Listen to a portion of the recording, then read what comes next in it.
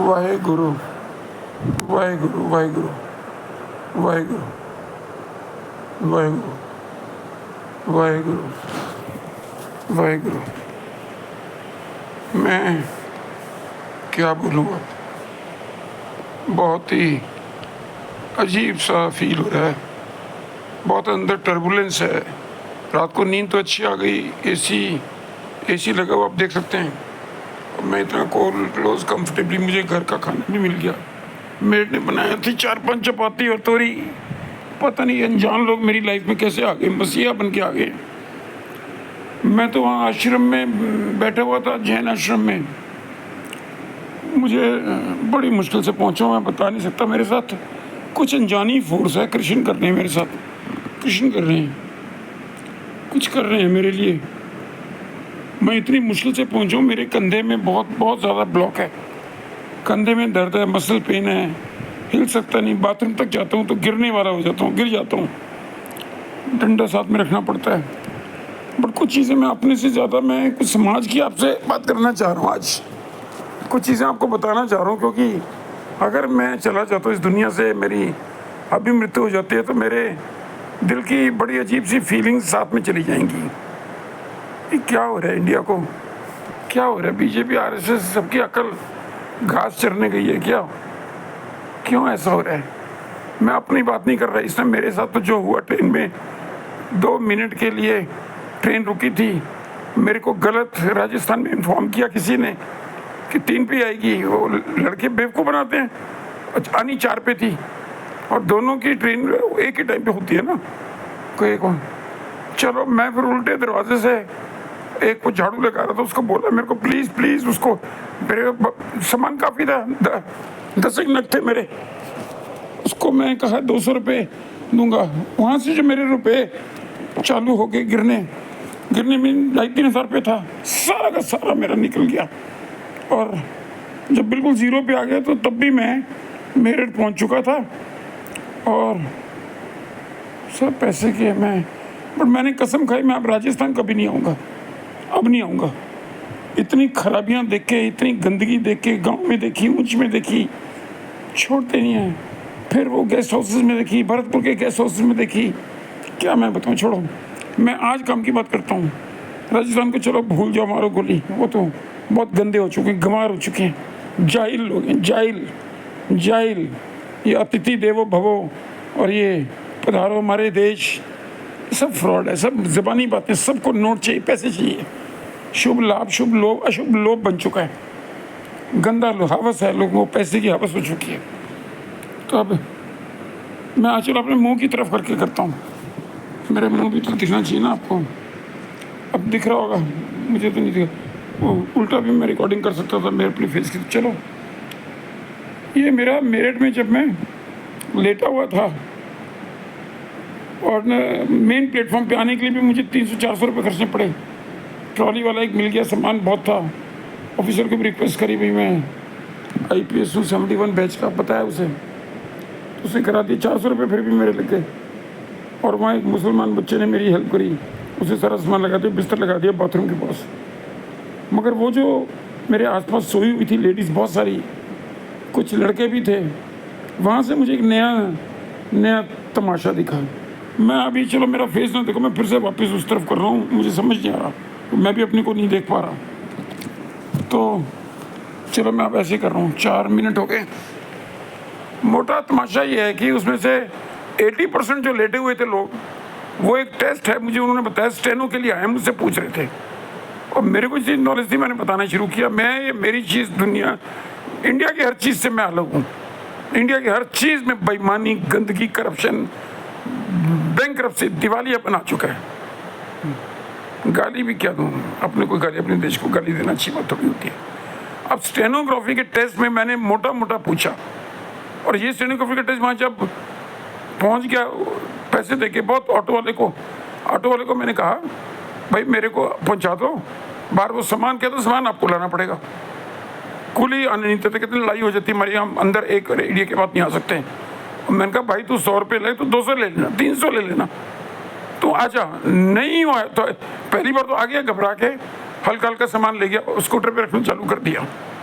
फिर मैंने आसपास के लड़कों से हेल्प करी जो स्टेनो के लिए आए हुए थे, उन्होंने मेरी हेल्प करी और मैंने उनको कहा मैं पैसे देने को तैयार हूँ, आ जाओ बेटे। क्यों नहीं लेते, बड़े अच्छे थे, मैं उनको शुक्रिया करता हूँ।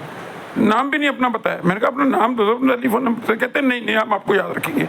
फिर मुझे गुस्सा बहुत हुआ था स्टेनो टेस्ट पे। अब मेरा गुस्सा क्यों, ध्यान से सुनो। लेट्स इमेजिन 10 लाख रुपए हैं, 10 लाख लोग हैं, 10 लाख लोग दे रहे हैं इस एग्जाम को पूरे इंडिया में। ये सेंट्रल गवर्नमेंट का है और मुझे पोस्ट पता चली सिर्फ 1600 है।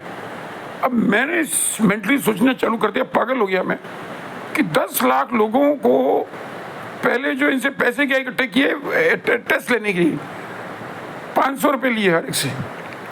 अब 10 लाख को जरा 500 से मल्टीप्लाई कर दो तो देखो कितना होता है। बाप रे, मैं तो गिन भी नहीं पाऊंगा।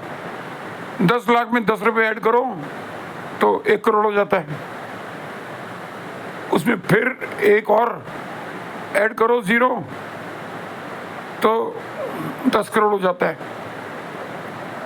जब 1 0 और 10 करोड़ हुआ, अब उसको 10 लाख से आप इमेजिन करो कितने पैसे होते हैं। मैं तो भूल ही जाता हूँ। अब मुझे ये नहीं समझ आता, मेरी जल्दी से सुन लो, 6 मिनट हो गए रिकॉर्डिंग करते, मैं ज़्यादा नहीं बोलता। क्या ये पागलपंती नहीं है? और फिर जब मैं जैन धर्मशाला पहुंचा और रिक्शा वाले ने किया तो मैं चिल्ला के दरवाज़ा खुलवा के अपने लिए कमरा तो नहीं मिला, मुझे किचन दे दी उन्होंने। कमरा वो दे नहीं सकता था बेचारा, गार्ड टाइप था जो केयर टेकर, वीर सिंह उसका नाम है, हिम्मत देता हूँ, उसने मेरे को किचन में डाल दिया। मैं लेट गया, मेरे पास तो हिम्मत ही नहीं थी, सांस, वो घबरा गया मेरे को देख के। फिर वो 1 घंटे बाद मुझे जगाता है कि मेरे को डांट पड़ रही है, मैनेजर आ गए। मैं जब तक 200 रुपये दे चुका था, 200 की रसीद भी मिल गई। मैंने कहा लीगली तो मैं चिल्ला पड़ा, मैं लीगली तो मुझे नहीं हटा सकते, मैं 24 घंटे रहूँगा। कहते हैं अभी खाली करो, उनके रूल्स है कोई। बाद में मुझे पता चला आकाश से दोस्ती हुआ, आकाश वहाँ का है, जिसने बताया कि हमारा स्टैंडिंग ऑपरेटिंग प्रोसीजर जो सही है, मुझे समझ में आ रही है कि कोई बूढ़ा आदमी, बीमार आदमी, उसके साथ अगर देखभाल करने वाला कोई ना हो, उसको वो कमरा नहीं देंगे। हर एक को डर यही लगता है, और सब जगह मुझे भी कमरा नहीं मिल रहा, सबको डर यही लगता है कि मैं मर गया तो क्या होगा, मैं तो मर जाऊंगा, उससे पहले मैं ये काम स्टेनो वाली चीज़ तो आपको फ्रॉड बता दूँ। ये क्या बेवकूफ़ी है, क्या बेवकूफ़ी है। 10 लाख लोगों में 1600 सिलेक्शन करना है, वो भी उनकी कोई नियत नहीं सिलेक्शन की। मैं आज बता रहा हूँ, मैं आज प्रिडिक्ट कर रहा हूँ कि 1600 स्टेनोग्राफर इनको कहीं नौकरी में नहीं रखेगी गवर्नमेंट, कहीं नहीं रखेगी। बेवकूफ़ बना रहे हैं, इडियट्स हैं सारे, मूर्ख बना रहे हैं, इनके साथ धोखा कर रहे हैं। क्योंकि हमारे गवर्नमेंट जॉब की, हमारे लोग भी तो गंवार लोगों में गवर्नमेंट जॉब की चाहिए, गवर्नमेंट जॉब। पुलिस के लिए, कांस्टेबल के लिए वहाँ राजस्थान में 20-20 लाख रुपए दे देते हैं रिश्वत के लिए। और रिश्वत लेने वाला सारा मैंने देखा ओपन है, हर चीज़ ओपन है, हर चीज़ ओपन हो रही है, बदमाशी, और ये सिलेक्शन ओपन है। ये तो चलो जो गवर्नमेंट ने कमा लिया, उसमें से 10-12-20 करोड़ रुपए सिलेक्शन करने वाली एजेंसी को दे दिया, उन्होंने अपने बना लिया ऑनलाइन टेस्ट के। उसका पता नहीं कब रिजल्ट निकलेगा, कब वो लिस्ट निकलेगी। जब लिस्ट निकलेगी उसमें 1 साल लगा देंगे, उसमें फिर मतलब सिलेक्शन फ्रॉड पूरा करेंगे। ज्वाइनिंग करते हुए 2 साल 3 साल तक इनको ज्वाइन नहीं कराएंगे, क्योंकि स्टेनो को भी गवर्नमेंट जॉब में अच्छा मिल जाना चाहिए, 50-60 हज़ार रुपये, 70 हज़ार रुपये, 80 हज़ार रुपये मिल जाना चाहिए। प्राइवेट में नहीं मिलता इतना कोई, मगर आजकल स्टेनो की कोई ज़रूरत ही नहीं है। मैं आपको ये बोल रहा हूँ, रिकॉर्ड कर रहा हूँ, दे रहा हूँ, मुझे क्यों स्टेनो की ज़रूरत है? ऑफिस में कोई नीड नहीं है। हर चीज़ यहाँ पे मोबाइल में गॉर्क इंजन एलन मस्क का कर सकते हो। और सबसे अच्छा जो मैं तरीका बताऊँ, और जहाँ वो बच्चे आए थे जैन धर्मशाला में, ऑफिस में थोड़ी देर बैठा, बाप रे, उनके सारे कमरे बुक हो गए। कोई एसी वाला ले रहा है, कोई नॉन एसी, 800 रुपये एसी वाला, 400 रुपये कूलर वाला, 200 रुपये नॉन कूलर वाला। मुझे तो नॉन कूलर 200 रुपये में, चलो मैं बच गया।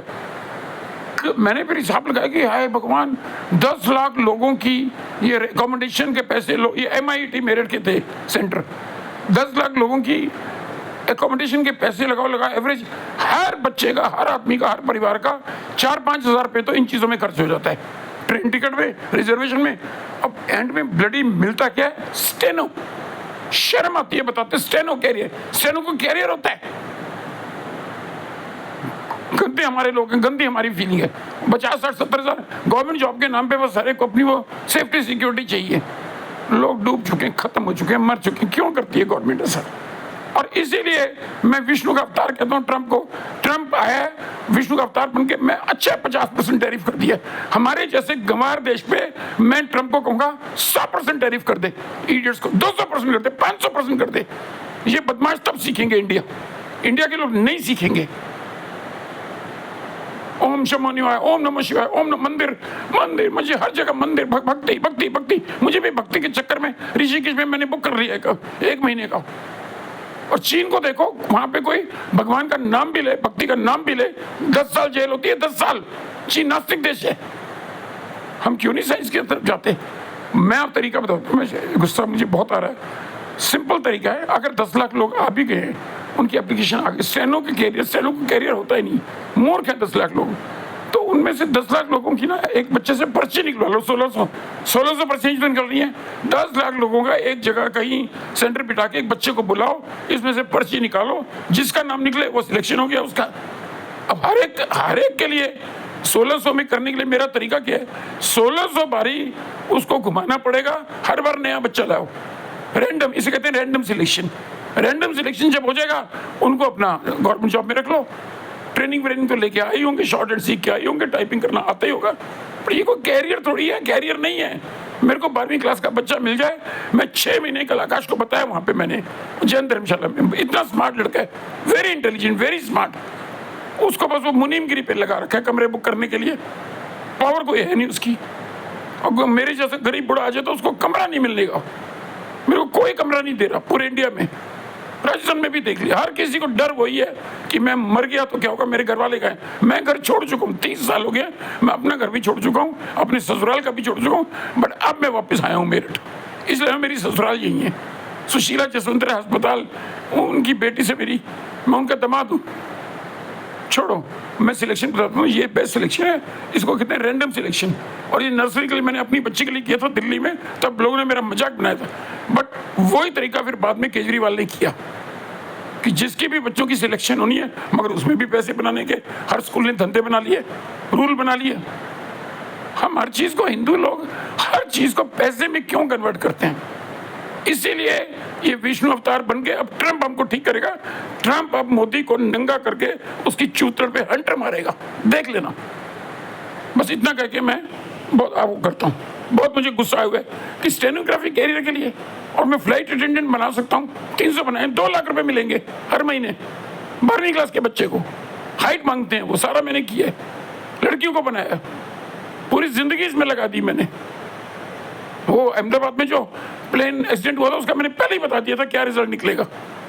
ये जो भी वो कहते हैं कि ब्लैक बॉक्स, वो ब्लैक होता नहीं, ऑरेंज बॉक्स होता है, उसमें 2 होते हैं, आगे CVR लगा होता है, कॉकपिट वॉइस रिकॉर्डर, पीछे FDR होता है, फ्लाइट डाटा रिकॉर्डर। दोनों को मिलाओ तो ढूंढ लेते हैं भाई क्रैश क्यों हुआ, मगर असली कॉमन सेंस नहीं ढूंढते। मैं कॉमन सेंस आपको फिर बताऊंगा, इस पर अलग से मैं वीडियो करूंगा कि वो क्रैश क्यों हुआ, उसका रीजन क्या हुआ, और मेरी चीज ठीक निकली, बाकी चीजें गलत निकलेंगी, देख लेना। मैंने पहले भी कितने क्रैश की अपनी कॉमन सेंस इन्वेस्टिगेशन करी है। जब मैंने कैरियर शुरू किया था तो आपको पता, दिल्ली में दादरी के पास वो 2 प्लेन टकराए थे आपस में, 250-300 आदमी मर गए थे। मेरी एयरोसेस बच्ची भी मर गई थी, उसमें मनीषा मल्होत्रा। बहुत दुख, रोना आता है। सूजन ने जाना तो नहीं गई थी वो, क्योंकि इसे वो दिवाली के बाद वो रुक गई थी, दिवाली नहीं मनानी थी। हे भगवान, हमारे देश को अब ये ट्रंप भी ठीक करेगा। ट्रंप और ये एलन ने भी गलती करी, पता नहीं वो छूट गया ट्रंप से। मैं दोनों के टच में हूँ, ट्रंप के भी टच में हूँ, एलन के भी टच में हूँ, एलन मस्क। हम कॉमन सेंस क्यों नहीं यूज करते? मतलब किसी प्राइवेट फर्म में किसी को स्टेनो बनाना हो तो ओनर कभी इंटरव्यू नहीं करेगा, वो अपने मैनेजर को बोल देगा भाई को बुला लो 10-20 बच्चों को, उनमें जो अच्छा करता है टाइप करके देख लो, उसको रख लो तुम। चलो ऐसे 1600 जॉब चाहिए। मैं फिर बता रहा हूँ, हमारे गवर्नमेंट की नीयत ही नहीं है जॉब देने की। पूरा ये माफिया चल रहा है, हर चीज में माफिया, बू माफिया, डॉक्टर माफिया, बनिया माफिया, साड़ी माफिया, हर चीज को हमने माफिया बना दिया। हवस है, मेरे इतने पैसे खर्च हो गए यहाँ आने में, मेरे ठाने में बता नहीं सकता मैं, रोना आ रहा है। और घर में जी कोई नहीं दे रहा।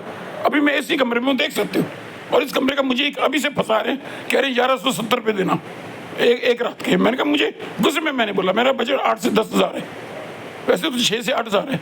मैं कहा 6 से 8 हज़ार, मैक्सिमम 10 हज़ार, और मुझे कोई ऐसी नहीं चाहिए, मुझे सिंपल कमरा, एक बेड मिल जाए वो मिल जाए, एक कमरा किचन, और मैं खुद अपना खाना बनाना चाह रहा हूँ।